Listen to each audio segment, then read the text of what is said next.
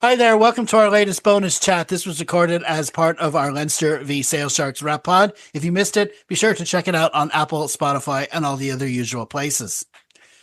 Okay, now that the European semi-finals have been decided, it's time to turn our attention back to domestic matters as there are only 4 matches left in the URC regular season. Leinster currently sit in fourth place. So first of all, myself and Hugo are going to go over the teams immediately ahead of us, starting with the leaders Glasgow, who have 55 points. Yeah, and I mean, Glasgow don't have the easiest run in here. They've got a tough tour to South Africa where they're playing the Lions, who are in great form, and then the Stormers, who are in really excellent form. And then they've got a home tie against Cardiff before an away match against Ulster on the final day of the season. That's a tough run in. Glasgow have got a decent lead up at the top of the table. And there's a decent chance they're going to need it because that's not necessarily easy. The advantage for Glasgow, if you can call it that, is they are now out of the Champions Cup. And so this will be the full focus. They don't have to fight on two fronts. They will be going full bore. They are an immensely talented team. And we have seen that in recent games against them. I still expect them to finish top, but it's not the easiest run in. It's not the easiest run in for them at all. No, I mean we set ourselves how we always wanted our South African tour at the start of the season. Yeah. Get it over with. So we've got that now, which means that it's the other teams. Other teams who have to do it. So now it's theirs. It's two very tricky games. Lions are up there as well in contention. So it definitely won't be easy. And there's a theme amongst these remaining matches for the top 4 or 5 teams. A lot of them playing each other. It's a lot of big matches, a lot of big decisive games in amongst these. We move on to the Stormers, who play Connacht next in their next round. Yeah, and they've got a homestand now, so they've got Connacht next, and then Glasgow, and that's going to be a cracking match. I'm really looking forward to that one because it could be so important. And if Glasgow do slip up there, then it does give Stormers a kind of a major advantage in that rush to the top spot. But Stormers have a tricky enough last couple of games themselves. They got Ulster away. Ulster obviously in very good form, and then Cardiff away. And as we found, Cardiff away are not necessarily that's not necessarily as straightforward a game as it would have been a few seasons ago. So Stormers have been better at home than they have been away this season. As is often the way for the South African teams, there's a long way to go, and those away tours are tricky. So they'll need to win both these kind of remaining home games and then kind of set themselves up for that last couple to kind of really make a charge for the top. But yeah, that Glasgow game looks really important. Absolutely. And now we move on to Ulster. Of course, our next opponents now, obviously Ulster Leinster. It's always a big interpro. It's always a big contest. But Ulster seem to have a really strong run in themselves. They've got some big matches. I mean, away to Munster. Munster have had their problems, but that won't be easy either. They play Leinster, Munster, Stormers, Glasgow. Definitely won't be easy for them. Yeah, that's a really tough run. I mean, they are at home at least for 3 out of those 4. But there's probably no team in the entire league that kind of have more of a hand in how the kind of playoff places end up, given that they are going to play, 3 of the 4 of the top 5 in that final run. And it's a hell of a run. It's going to be very exciting to watch. It's tough for them, but it does mean that any win they get has the potential to set their rivals back as well. Yeah, definitely. And so we're in fourth place. Now, just a quick look at all the teams behind us. Sort of a group of teams there all going for the top 8. How do you see that shaping up?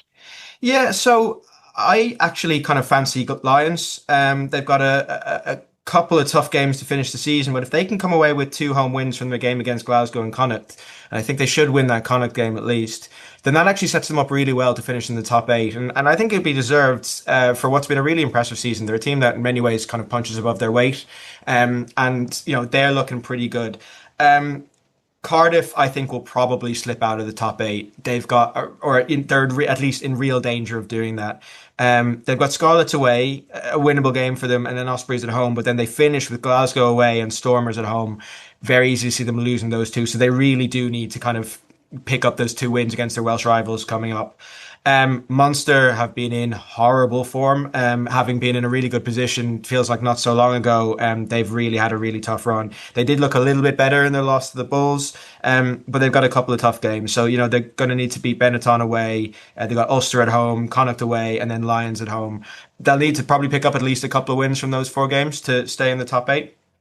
And then the Bulls, So the Bulls probably have a relatively straightforward run. They've got Dragons away, who, if you're going to have to an away game, better them than some, although the Dragons have been in pretty decent form. Maybe away from Benetton, one of those games, but again, not the toughest game. And then Bulls, they've not been in great form, but I kind of do fancy them to stay in that top 8. So it's the question then is, can Connacht force their way in? They're there, but they've got a tough run in. I think Cardiff are probably the most vulnerable of the teams in the top 8, although they have got a bit of a kind of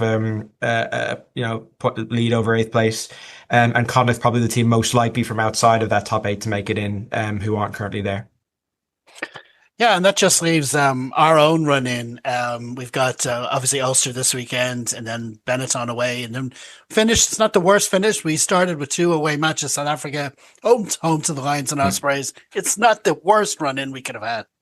No, and realistically, as Leinster, you'd be expecting to win most of these. I think Ulster away is a tough one, in particular, and depending on which version of the Lions shows up. But realistically, Leinster kind of will think that they have a decent chance of winning all those games. The problem for Leinster is, unlike Glasgow and Stormers, we're still competing in Europe, so we're going to be competing on multiple fronts, and these games are going to be either side of, at the very least, the Benetton and Lions game will be either side of a European semi-final, and then potentially, if we reach the final, we've also got that final Ospreys game, I think, just before the final. So, it's going to be about how we manage resources. We cannot afford to lose too many more from here.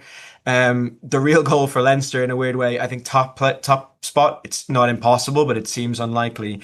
The thing for me is making sure that wherever we finish, we avoid a trip away to the Stormers until as late as humanly possible. I would almost rather finish lower down the league if it meant avoiding a trip to South Africa, just because those tight turnarounds in the playoffs are a killer. But we'll see how the last few games go. We'll see how we set ourselves up. Top spot isn't it is a possibility, but we need to basically win all 4 and hope other results go our way. Absolutely. Well, again, I'm not going to argue too much because my voice is pretty much gone. This is pretty much the reason I wasn't at the Aviva on Saturday evening. Sort of the bug going around. So that's great, Hugo. Many thanks for that. And if you, the viewer, have any thoughts on the URC run-in, or indeed anything you'd like us to harp on in future, please leave your comments below. And sure, while you're at it, be sure to like, share, and subscribe as well.